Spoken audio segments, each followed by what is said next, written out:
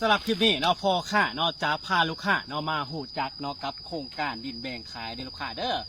สถานที่ตั้งเนาะอยู่บ้านท่านาเนาะเมืองไซธานีนครหลวงกันเนาะนอกจากโครงการเฮาเนาะติดกับทางปูย่างเส้นลักแล้วเนาะพิเศษเนาะทางในโครงการดินแบ่งขายทางบริษัทเฮาเนาะปูทางย่างเนาะพวกเก็ตแมทเด้อลูกค้าเด้อเนาะถ้าว่าลูกค้าท่านใด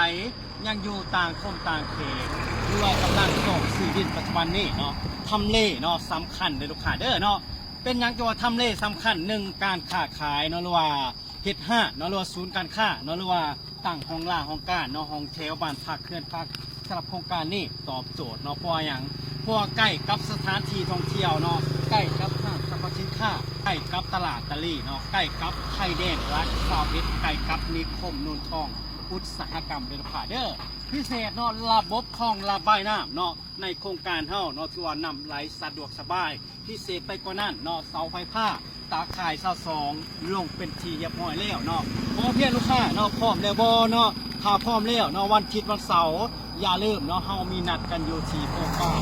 บ้านท่านาเป็นลูกค้าเด้อเนาะและเงื่อนไขในการผ่อนเนาะลูกค้ามีน้อยจ่ายน้อยมีหลายจ่ายหลายเด้อลูกค้าเด้อถ้าว่าลูกค้าจ่ายฮอดตามเงื่อนไขจ่ายฮอด 30% เนาะพอค่าลดให้10%ในลูกค้าเด้อเนาะส่วนของแถมเนาะเลือกเอาเนาะบ่จะเป็นเสาหลักหัวเนาะกงเตอร์ไพ่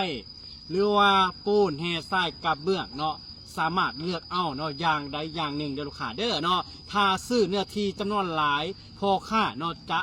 แถมให้พิเศษเด้อลูกค้าเด้อเนาะเบื้องดินเนาะสภาพเนาะคือลูกค้าเห็นเนาะลูกค้าซื้อแล้วเนาะบ่ต้องเพิ่มเพียงแต่รถเดียวเด้อลูกค้าเด้อถ้ามักคลิปนี้เนาะฝากกดไลค์กดแชร์เนาะกดติดตามพอค่าโศกพารวยในเด้อ